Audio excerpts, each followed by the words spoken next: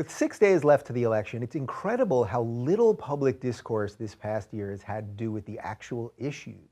Immigration has become a meme fest revolving around Trump's proposed wall. Abortion was basically relegated to one 3-minute exchange in the final debate. There's been virtually nothing on legalizing marijuana, the war on drugs, or reforming our prison system.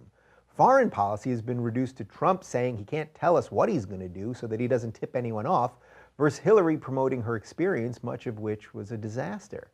There's been pretty much no talk of infrastructure or education, but a whole lot on genital grabbing and hacked emails. My hope is that this is the last election we'll ever have where seemingly every major issue is neglected and the minutia of he said, she said get center stage. Out of all of this anger and frustration and general lunacy, I really do believe that something good will rise from the ashes. The majority of us want to talk about the real issues. We don't want to demonize everyone, we don't want to be pandered to, and we do want to find solutions.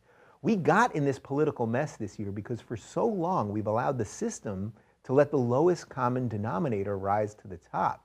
Maybe we needed this freak show to happen so that the masses, the silent majority, would finally wake up and realize that it's actually our lives, our welfare, and our families on the line.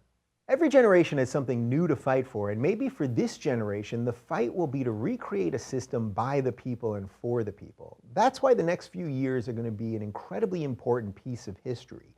Will we sit back and let the worst of us continue to take control, or will we fight back? Will we find allies where we used to find enemies, and will we stand for principles even when it's not popular to do so?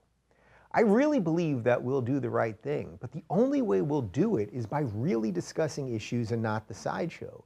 Let's demand that our leaders explain why they believe in what they believe, why they vote the way they vote, and why they deserve the right to speak for us as citizens. Let's step back from the scandals and the screaming and focus on education and empowerment. Politicians and the media aren't going to magically just become better. We have to demand that they do. And the only way that we can demand it is if we demand it from ourselves. We can start by being outspoken instead of just outraged. This week we're continuing our collaboration with Learn Liberty. We're teaming up with Learn Liberty once a month to talk to professors, thought leaders, and authors on a wide variety of topics, all related to free speech and classical liberalism.